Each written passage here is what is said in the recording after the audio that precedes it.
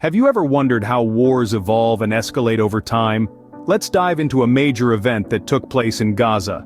Israel, in a strategic move, expanded its ground operation in this region.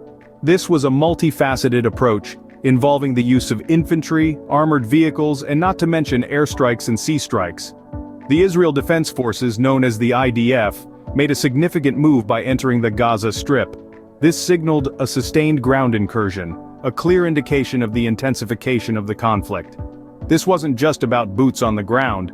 The IDF took to the skies as well, with their fighter jets striking a whopping 150 underground targets in the northern Gaza Strip.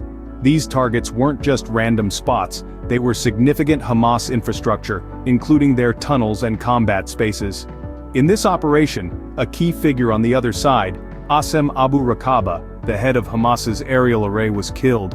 As the IDF continued its operation, the response from Hamas was swift and resolute. What happens when a war zone takes a turn for the worse? Gaza found itself in such a situation. As Israel's ground operation expanded, information from Gaza became scarce, almost reaching a near blackout. The strikes caused a significant impact, leading to the United Nations Human Rights Chief warning of the catastrophic consequences of such large-scale ground operations. In a glimmer of hope, Israel allowed trucks carrying essential supplies like food, water, and medicine to enter Gaza.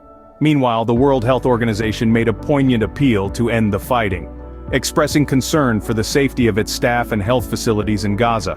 However, the grim reality was reflected in the death toll reported by the Hamas-run health ministry. Since the ground offensive began, 377 people have lost their lives, raising the total death toll in Gaza to 7,703. In a crucial conversation, U.S. Defense Secretary Lloyd Austin spoke with Israeli Defense Minister Yoav Gallant. They emphasized the importance of protecting civilians and delivering humanitarian aid. As the situation worsened, the world watched with bated breath. When the dust of war begins to settle, what does the path towards peace look like? This question has been echoed around the globe, as relatives of hostages captured by Hamas demand a meeting with Israeli officials, and international leaders call for de-escalation. Egyptian President Abdel Fattah el-Sisi has joined in this plea, urging for the delivery of humanitarian aid to those caught in the crossfire. From Turkey, President Recep Tayyip Erdogan has also added his voice to the chorus, calling on Israel to cease military actions. The United Nations General Assembly has taken a stand, passing a resolution with an overwhelming number of votes in favor.